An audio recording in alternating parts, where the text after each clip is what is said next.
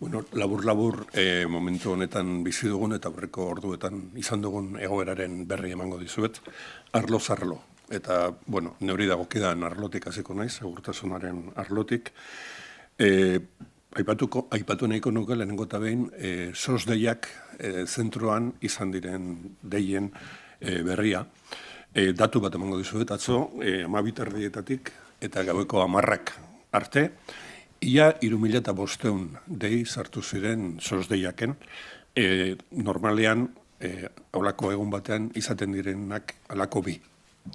Eta izan ziren deirik gehienak zer ikusia izan zuten, alde batetik hiriguneetan egin beharreko erreskateekin, eta bestetik argindarraren horniketak sortu zituen edo izan zituen arazoekin.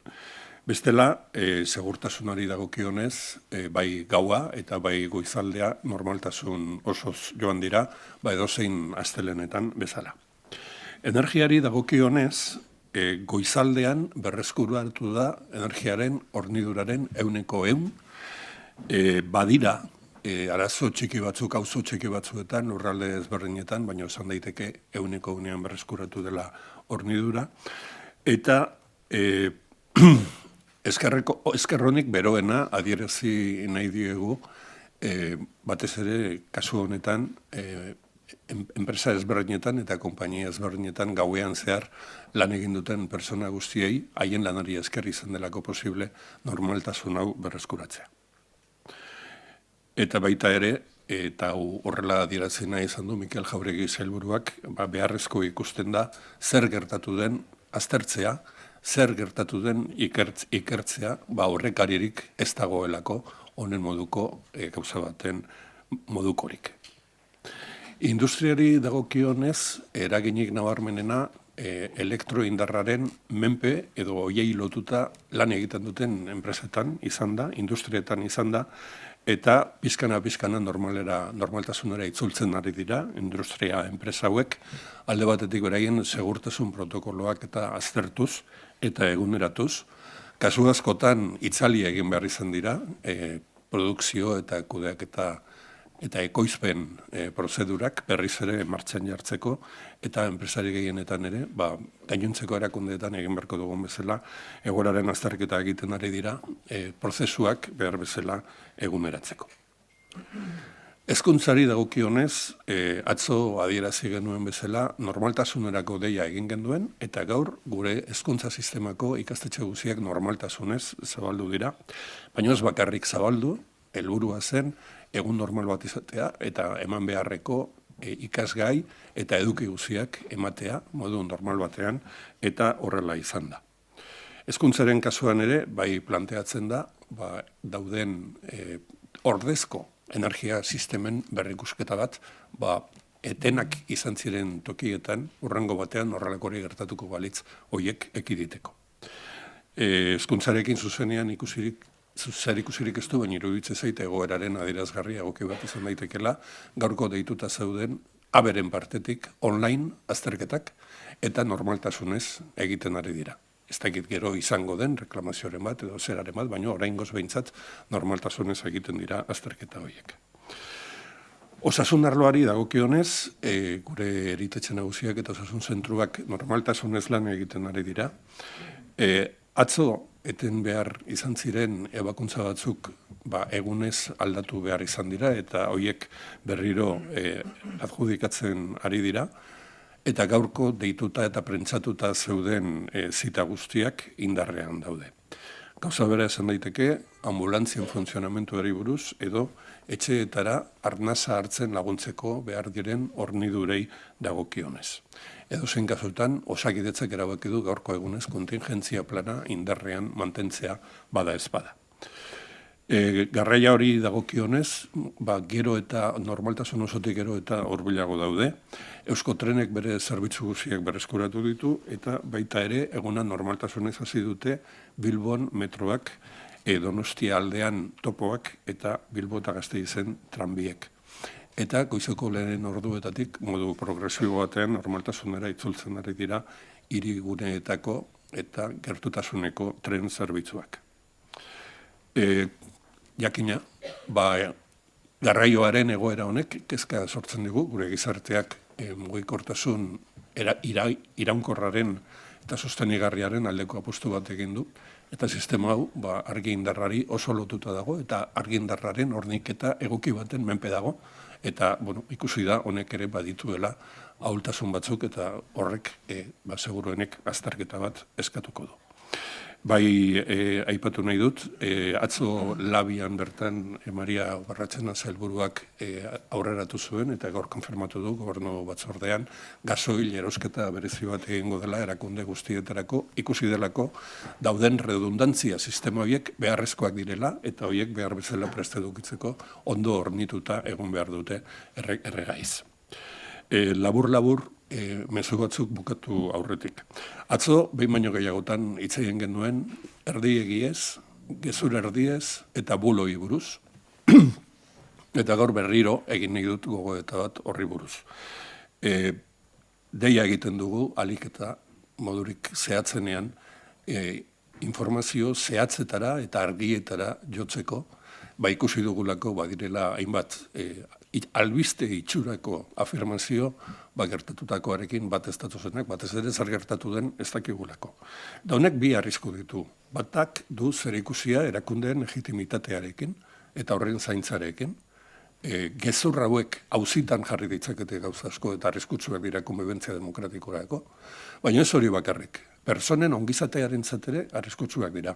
Jende askoren ongizate emozionalari eragiten diote, eta horrek eskatzen du kontu bereziz egitea informazioaren eta ustezko informazioaren jarraipena. Bestetik, azpimarratu nahi dugu eta eskertu nahi dugu langile publiko guztien jardunbidea eta konpromisoa. Atzo arlo guztietan ikusi genuen, ertzaintzan ikusi genuen, SOS deietan ikusi genuen, garraioan ikusi dugu, eritetxeetan eta ikastetxeetan ikusi dugu, eta eskertu nahi dugu langile publikoak atzo izan zuten konpromisoa. Eta bereziki lehen ere esan dudan arren, gau osoan lan egin duten pertsonei, gaur normaltasunera bueltatu gaitezen egin duten aleginagatik. Berriro ere ikusi dugu zeinen garrantzitsua den oinarrizko zerbitzu publikoak bermatzea eta mantentzea, eta horren aldeko apustua gobernu honek hasieratik egin du eta mantentzen du, eta hauxe izango litzake labur-labur egoeraren azalpena edo laburpena. Brevemente, quiero actualizar el estado de la situación que anoche adelantamos y lo voy a hacer lo voy a hacer por áreas de actividad. Voy a empezar por nuestro departamento, por el Departamento de Seguridad y concretamente por el área de las llamadas de emergencia, SOS DEIAC, el número de teléfono 112. Ayer, entre las 12:30 del mediodía y las 10 de la noche, se recibieron casi 3.500 llamadas, que viene a ser el doble de lo que un lunes normal se suele producir. La mayor parte de estas llamadas estuvieron vinculadas o a los rescates urbanos, casi todos ellos relacionados con personas atrapadas en ascensores, o a los problemas de suministro eléctrico. Por lo que respecta a la situación general de la seguridad, la situación ha sido de normalidad, tanto durante toda la noche como durante las primeras horas del día de hoy. Hay pequeñas incidencias en algunos lugares con telefonía, internet y mensajerías, pero se está trabajando para resolverlas cuanto antes. En el ámbito de la energía, queremos destacar que el suministro eléctrico se ha recuperado prácticamente al 100% de madrugada. Para las 6 de la mañana estaba recuperado el 100% del suministro eléctrico y queremos agradecer a todas las personas que trabajan en las compañías eléctricas y en las empresas de transporte de energía el esfuerzo que han hecho durante la noche para que hoy pudiéramos volver todos y todas a la normalidad. En cuanto al impacto que el apagón de ayer, la ruptura de suministro tuvo ayer en el ámbito industrial, es destacable el impacto que ha tenido en la industria electrointensiva, lo cual, con la vuelta a la normalidad, exige que todas estas empresas industriales revisen sus protocolos de seguridad, cosa que están haciendo hoy, Muchas de ellas han tenido que realizar operaciones de apagado y reinicio, y seguramente la mayor parte de ellas también están analizando la situación creada y como analizando también los procesos productivos. En cuanto al ámbito de la educación, todos los centros educativos del Sistema Vasco de Educación están funcionando con normalidad. Ayer anunciábamos que íbamos a hacer un esfuerzo por mantener todos los centros abiertos y para que la actividad lectiva no se viera interrumpida, y así está siendo. La consejera de Educación ha comentado la conveniencia de revisar los sistemas de redundancia en el sistema educativo para intentar, o por lo menos analizar, la posibilidad de evitar situaciones como las de ayer. Aunque no tenga que ver directamente con el sistema educativo, sí quiero mencionar que para hoy estaban previstos los exámenes online de AVE y se están realizando con total normalidad. En cuanto al sistema de salud, los principales centros de salud, así como los centros de atención, están funcionando con normalidad. Se han reasignado las actuaciones de cirugía que ayer se vieron suspendidas y se mantienen las citas previstas para hoy. Lo mismo está también funcionando con normalidad el ámbito de las ambulancias y el soporte respiratorio en domicilios. En cualquier caso, Osakidetza ha decidido mantener para hoy su plan de contingencia por si pudiera suceder algún imprevisto. En lo que respecta al transporte, y especialmente al transporte ferroviario, que fue el que más sufrió la situación de ayer y el que hizo que más personas, miles de personas, especialmente en Vizcaya, vieran alterada su normalidad, Euskotren ha recuperado desde primera hora de la mañana todos sus servicios. El metro en Bilbao, el topo en la zona de Donostialdea y el tranvía están funcionando con normalidad. Y por lo que respecta a Renfe y a Adif, desde primeras horas están entrando en normalidad de forma progresiva todos los trenes previstos. Sí hemos comentado en el Consejo de Gobierno la preocupación que nos produce el hecho de que miles de personas se vieran ayer afectadas por el efecto que la caída de la energía tuvo en nuestro sistema de transporte ferroviario. Han sido miles las personas que se han visto afectadas por esta situación y hemos hecho como país una apuesta por una movilidad sostenible, pero esta movilidad sostenible está estrechamente ligada a la provisión de energía y es algo que ha generado una situación complicada, como pudimos comprobar ayer. Para finalizar, unos pocos mensajes. El primero tiene que ver con los bulos o con aquellos contenidos supuestamente informativos que no responden a la verdad. Queremos llamar la atención en el riesgo que la proliferación y la difusión de estos contenidos tienen, por un lado, porque cuestionan el funcionamiento normalizado y legítimo de nuestras instituciones, pero por otro lado también por el efecto negativo que puede tener en el bienestar de muchas personas. Son afirmaciones de momento sin fundamento que pueden causar un malestar emocional y una sensación de temor y de incertidumbre agudo en muchas personas, y es algo que también deberíamos tener en cuenta. Como Gobierno queremos